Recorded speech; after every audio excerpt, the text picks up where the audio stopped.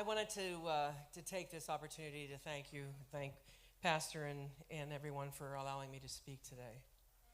And I really feel today that the Lord has something that He really deposited, and it's deep in my soul.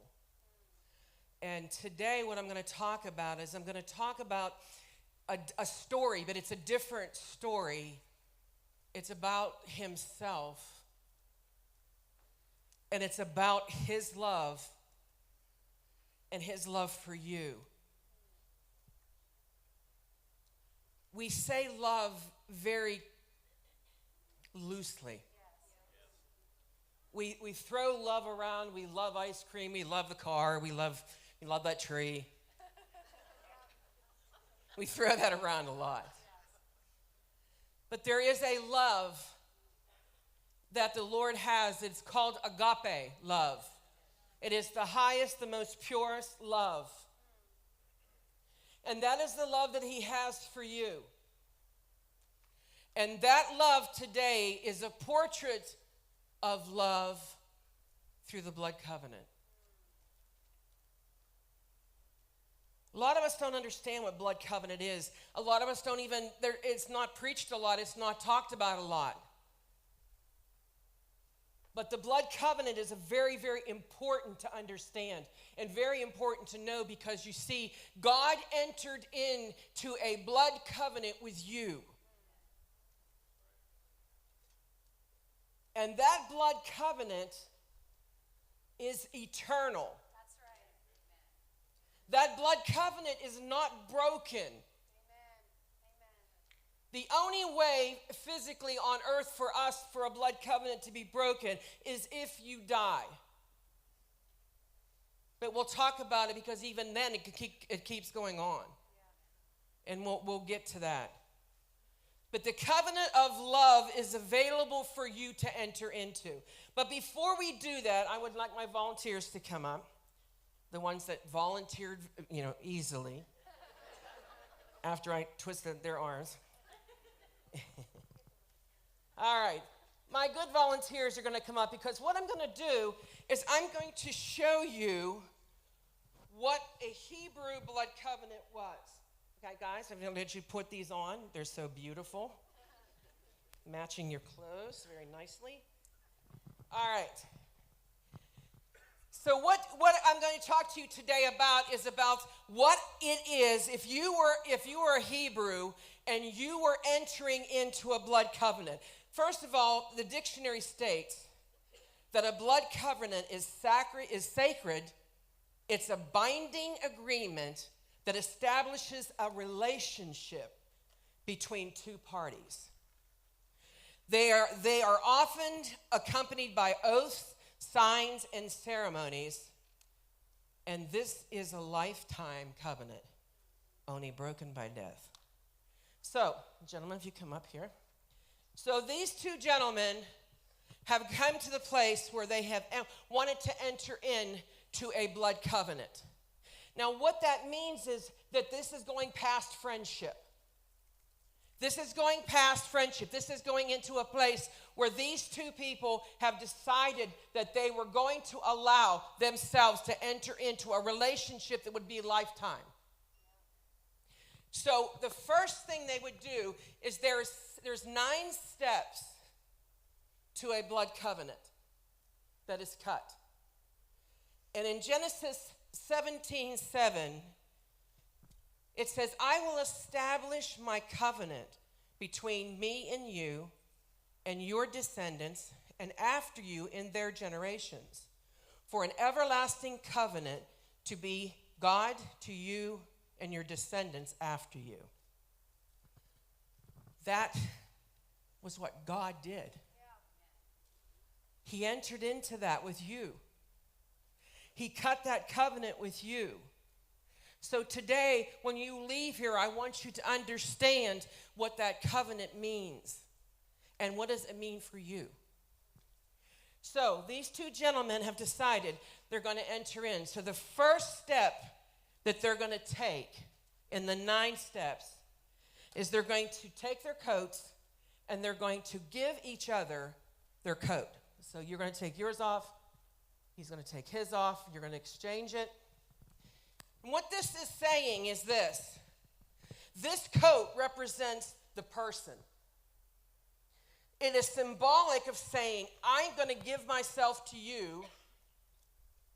You are going to give yourself to me. We are going to pledge that. So what David has basically said to Jason, and what Jason said to David is this: I am going to give myself to you. Again, we enter into things very loosely. Because if you take the marriage covenant, because you're going to see how the marriage covenant is also intertwined here. We enter into relationships and we vow to be there, but we don't follow through. But in a Hebrew, this is binding. And it's not to be broken. Amen. So what they have established now is this. They said, this is it. We're entering in. So that's the first one. That's the very first one with the coat. All right, the second one. All righty. I didn't go to Walmart for this. Okay. There's one for you, and there's one for you. Now, these belts are not belts to hold your pants up. In the Hebrew times, what a belt is a lot of times it held your armor together. And what a belt is it literally held your weapons. Okay, so will they go around you there?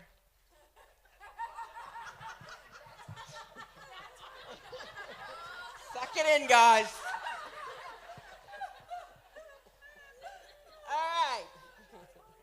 All right, so there you go. There's your weapon. Be careful. These are very, very sharp. All right, I didn't have two bows. All right, here's your bow. Now, these belts, they were basically everything to them because that's how they carried their weapons. Now, some of you men, do you have toll belts? How many of you men have toll belts? Well, my husband has a toll belt. And in that toll belt is everything. Right. And also with that toll belt is if you touch that toll belt, there's going to be a reckoning. And if there's something, and it's never fails, I'll take something out of that, and he'll come up to me and he'll say, did you take my screwdriver out of that? Where did you put it? So it was that tool belt was important. Well, this is how they were, their belts and what held. They held their bows, it held their arrows, it held their swords, it held their knives.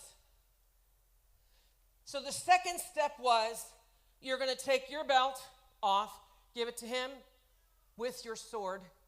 Your bow and your sword goes to him.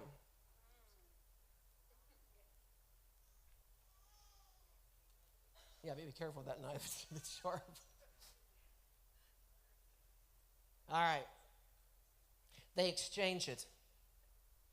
Now, basically what this says is this. I am symbolically, I'm going to give you all of my strength. I'm going to pledge to you my support, my protection. If anybody attacks you, they're going to attack me. Sorry, just hold it. In Genesis 15:1, it said, after these things, the word of the Lord came to Abram in a vision. Fear not, Abram. I am your shield, and your reward will be great.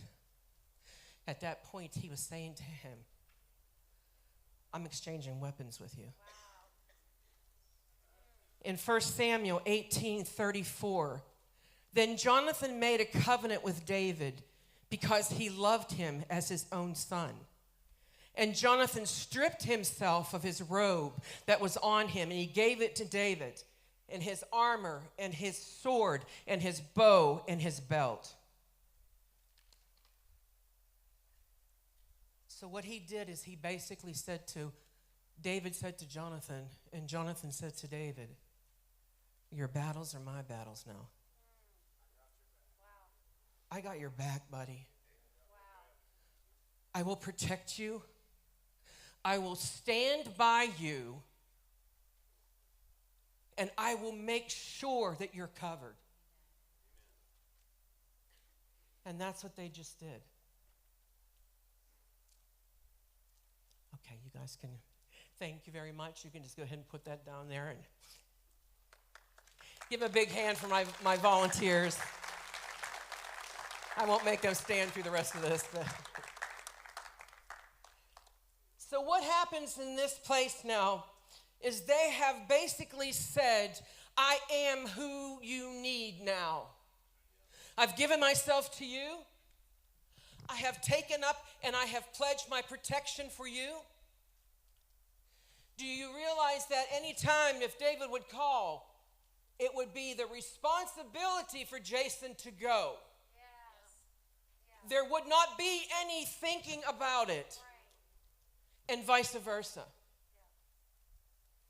This is what the covenant is. This is what God said to you.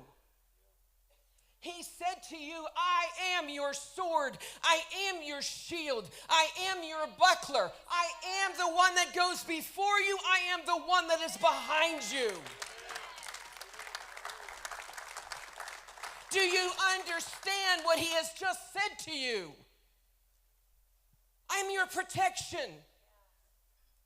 I have given myself to you totally.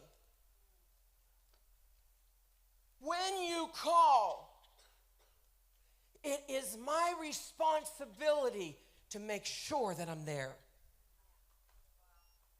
That is what he's saying to you.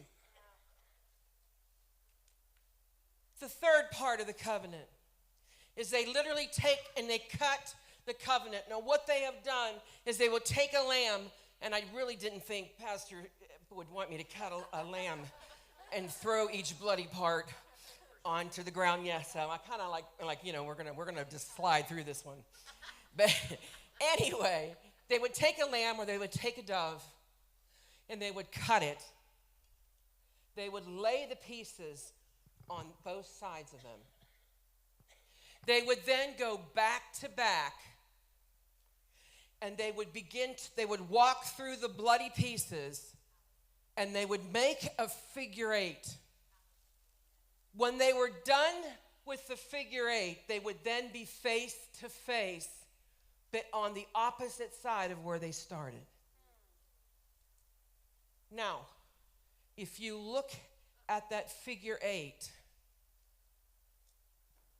that makes the infinity sign. Infinity forever. Yeah. Infinity. That was their way of beginning to say, this is what I'm going to do. Now, I didn't have a chance, I didn't want to go into a whole big thing, but this is what Abraham did with God. Literally, God came down and he kind of put Abram into this deep sleep. Abraham was supposed to take the lamb and cut it, and he did. And he laid the pieces, and he would literally he'd go like this whenever the ravens would come, until the Lord put him into a sleep. And when he did, he cut covenant with Abram. However, God was not able to cut covenant with a man.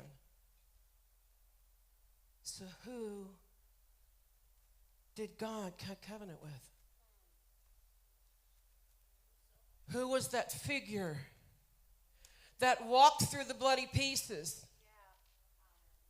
Who was the figure that stood in our place to cut covenant with God for us?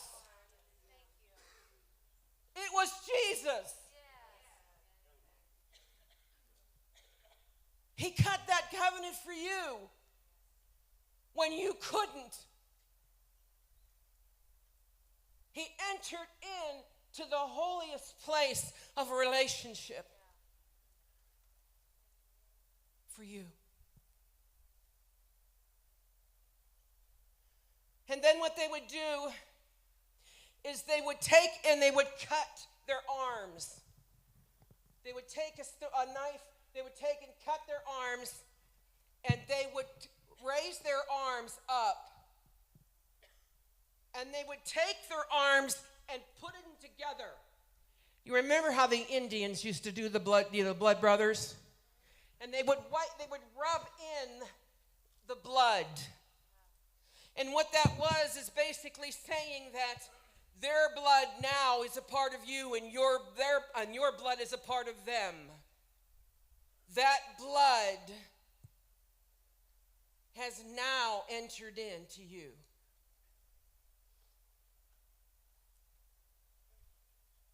There is a time when we realize how important it is to understand this. Number 5, they would literally stand there with their arms bleeding, where they have taken their arms, they have intermingled the blood, and as they do, they then exchange names. Does that remind you of a wedding? What happens in a wedding most of the time? Yeah, the wife will take the husband's name. In Genesis 17:5, it says, "No longer will you be called Abram, for your name will be Abraham. For I have made you a father of many nations." Now let me ask you this. Sometimes it was a full name that they exchanged. Sometimes it was a letter or a part of their name. Do you know the part that was given to Abraham? It was the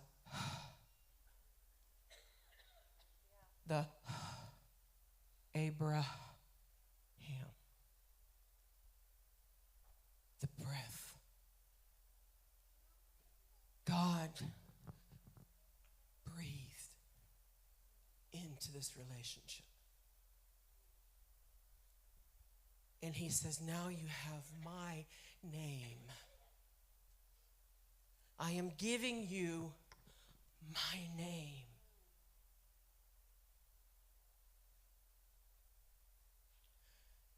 In Genesis 17:15, and God said to Abraham, as for Sarai, your wife, you shall not call her name Sarai, but Sarah shall be her name. Now God changed their names. He gave them his name. He gave them his breath, his life. Now how did God, there's one-sided here. God gave it to them, so then what name did God take? Before this period of time of cutting the covenant, he would say, I am the Lord God Almighty. After he cut covenant, it then became, I am the God of Abraham, Isaac, and Jacob. He took the name, and from that point on, that's who he identified himself as. I am the God of Abraham.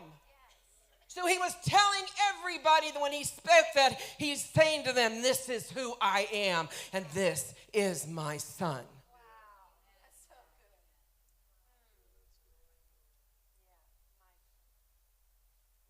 Now,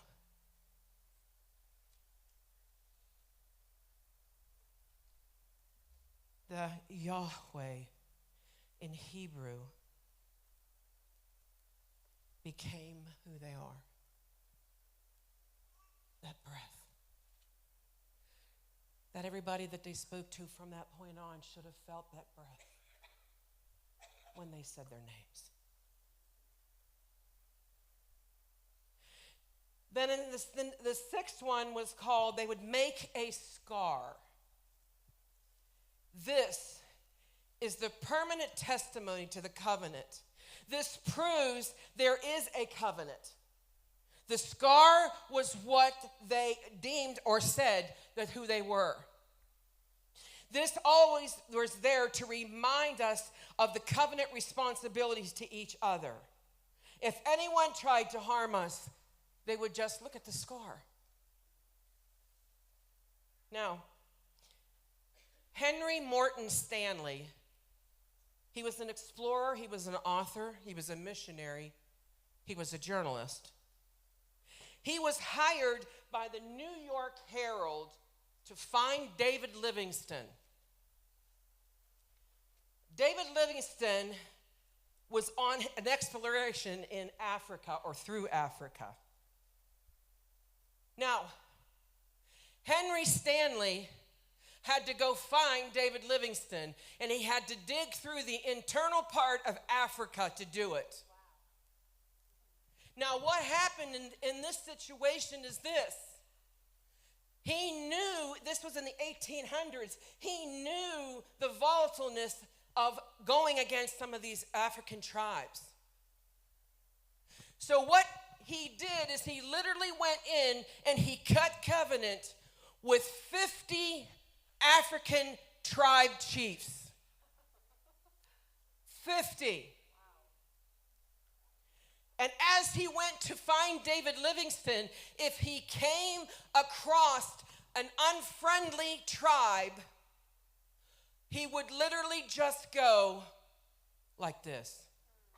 And he had 50 scars that said, you touch me, you touch 50 of them. That was his protection. He knew the importance of covenant. He knew the importance of what he needed to do to be able to survive. You need to understand covenant to survive. So that you understand who you have as your authority, who you have backing you. That literally when the enemy comes to your face, when the enemy is threatening you, you lift up that arm. You lift that arm up and you say, you look. You look at the scar. Because that's my protection. That's who's behind me. That's who I am in covenant with. Don't touch me.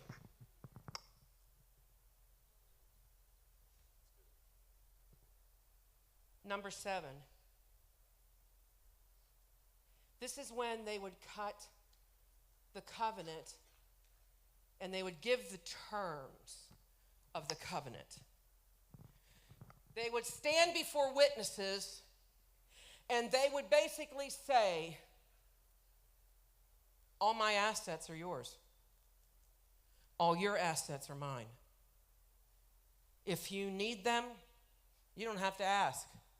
You can walk in the door, get my checkbook, and write a check. If I die, my children are yours.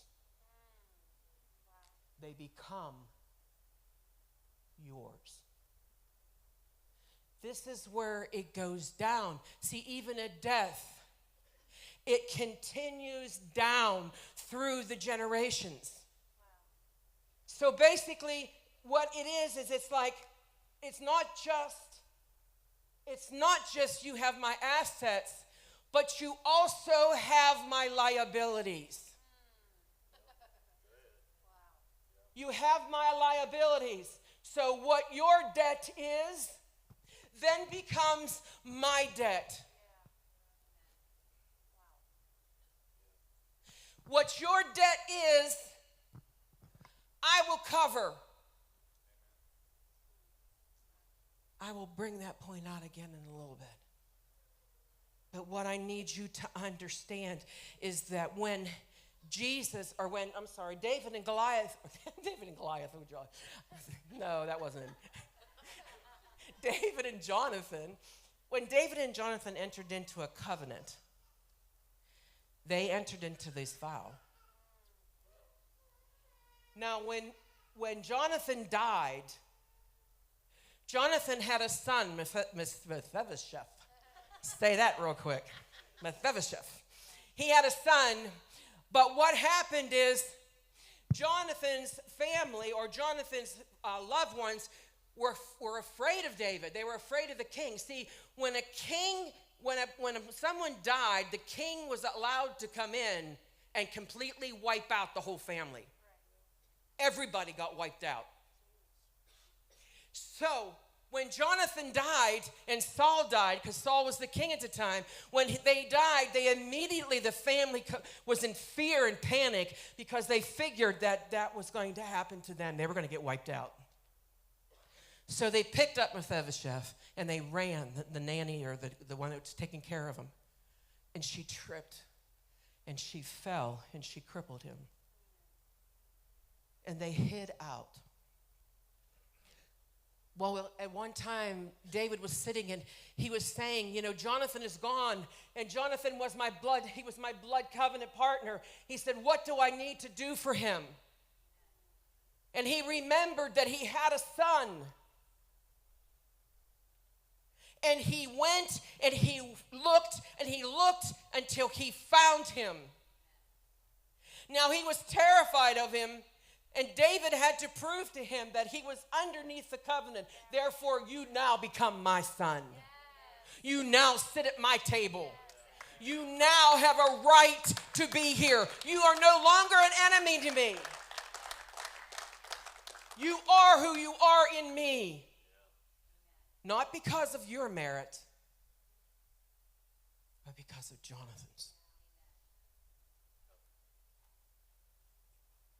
God cut that covenant. You are not an enemy. God says you're not an enemy. He said you are underneath that covenant.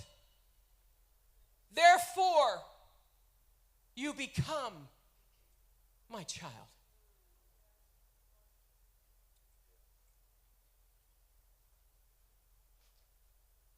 Number 8. They would eat the memorial meal. They would have a memorial meal. They would have blood, they would have bread, and they would have wine. They called the wine the blood of the grapes. Mark 14:22, and as they were eating, he took bread, and after blessing it, he broke it, and he gave it to them and said, take, this is my body. And he took the cup, and when he gave thanks, he gave it to them, and he said, they all drank it. And he said to them, this is my blood of the covenant, which is poured out for many.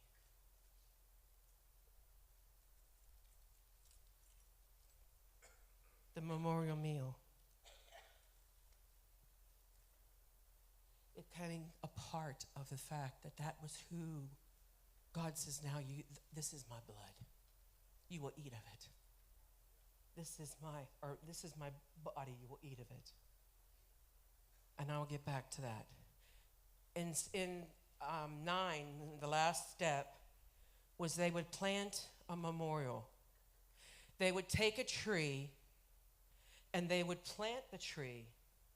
Then they would take their blood and they would pour their blood on that tree and into the ground. That then became the memorial to them.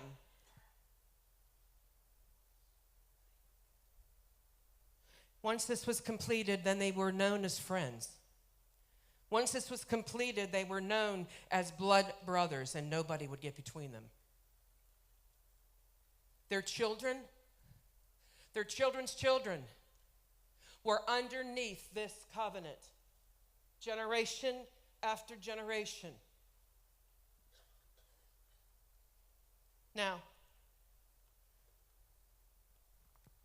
not only did God cut covenant with you, because you see, the Old Testament and the New Testament, the word testament in the Greek is covenant.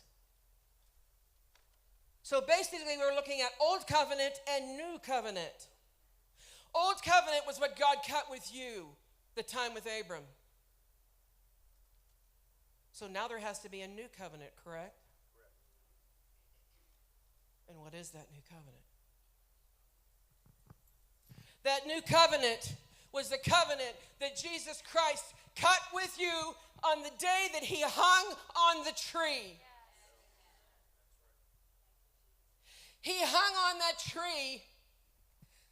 But see, before he hung on that tree, he went ahead and he went through these steps. You see, you're going to see the steps. They might not be in exact order, but what you're going to see is that in the time of the upper room, he gave them the meal. He gave them the body. He gave them the blood.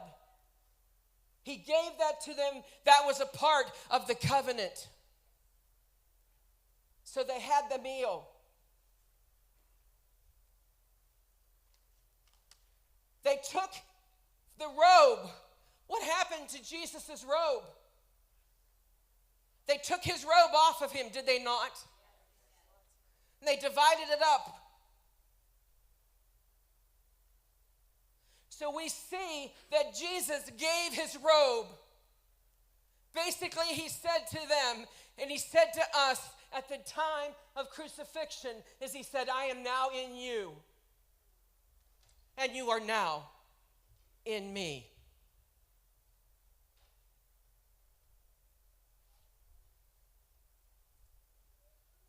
What he also did at that point in time is he said, I will protect you. I will give you my belt. What his belt was the blood. Do you understand the protection of the blood? Do you understand that when you call for the blood, you literally are calling for the covenant to be invoked? So when you're in trouble, guys, start calling for the blood. When you're in trouble, start asking Jesus, Jesus, cover me with your blood. Cover me with your blood. Cover my kids with your blood. Every day they go out to that door to school, cover them with the blood. That's the blood covenant. That's your right. You have the right to do that. You have the right of that covering.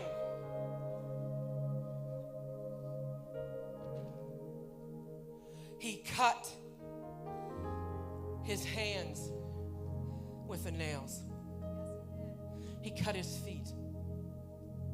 And then when he went to Thomas, when he appeared to the disciples and he went to Thomas, what did he say to Thomas? He said, Thomas, put your hand in my side. Look at the nails.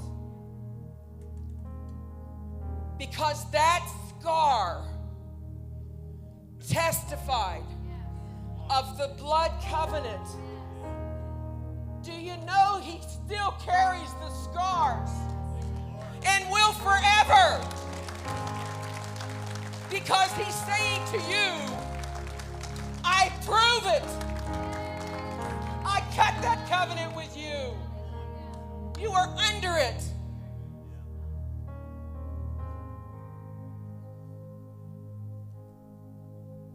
When you raise your arm, you are testifying that every stripe that was on his back was for you. He exchanged names.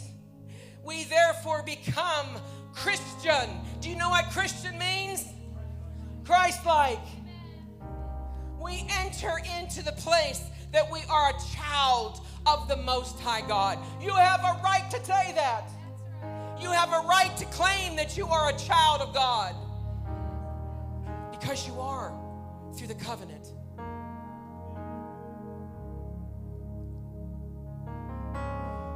When they did the terms,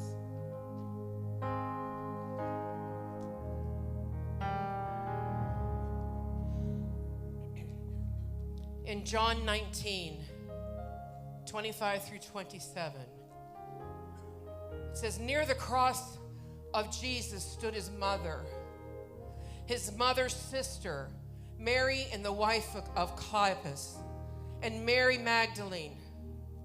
When Jesus saw his mother there And the disciples whom he loved, the disciple whom he loved standing nearby, he said to her, "Woman, here is your son." To the disciple he said, "Here's your mother." From that time on, the disciple took her into his home. This was the terms. If I die, you get my family. And he, on the time of the cross, he made sure that his mother was taken care of. And he looked at John and he said, "Here's your mom now. She's not mine anymore. She's yours." Do you see that even on the cross, he was cutting covenant with you? And what the memorial was, was literally he planted the tree. And he covered it in his blood. That's why we wear the cross. That's why that's the memorial. That's the memory of who he is to us.